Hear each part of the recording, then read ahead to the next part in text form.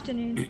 Thanks to the British Committee for Iran Freedom for organizing this event today, and thank you for all your support for the Iranian people.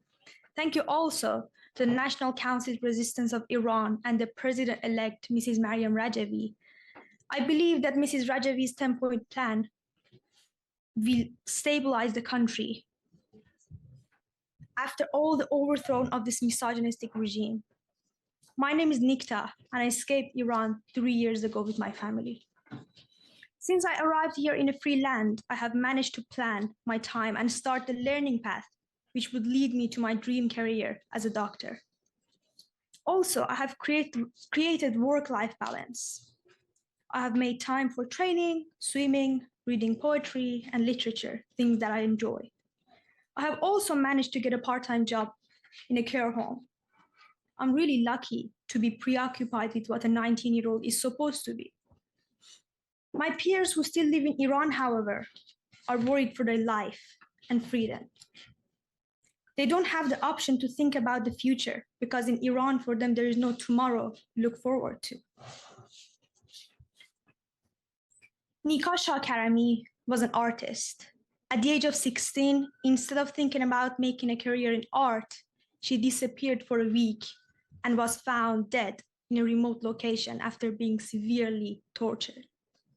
Sarina Ismailzadeh was also 16. She went to the same type of school that I went to right before I left Iran. She also used to write just like me. But what sets me apart from her is that I am here today giving you a speech. But she was dead after struggling for her life in the streets of Iran and after getting hit by a baton during a protest. Asra Panahi, a professional swimmer, also died in the hospital after severe injury and internal bleeding at the age of 15 because she refused to join the pro-regime ceremony to sing an anthem in the praise of Mullah's supreme leader, Ali Khamenei. The regime kills to silence these girls, but on Monday, the day of the execution of Majid Reza Rahnavard, high school girl students in Shiraz chanted, "Majid Reza, you are asleep, but we are awake now." If after all this bloodshed, the people of Iran, the children and teenagers, are still carrying on with the uprising, nothing can stop them. They do not want this regime, but they do want their voices to be heard from outside of the country too. The youth in the resistance units are leading the protests in the streets of Iran.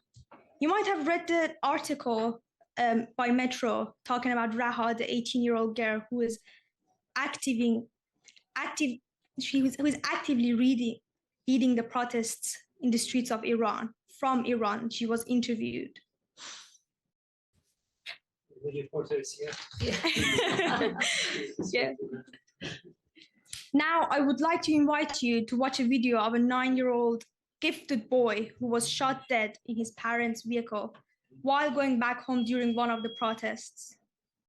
Don't think there is. It will take a long time because of this setup. Okay. Okay, the green light. Yeah, that's fine. That's fine. He was shot dead and he dreamt of becoming a robotics engineer, and that was a dream that was buried alongside his body. Thank you for your time.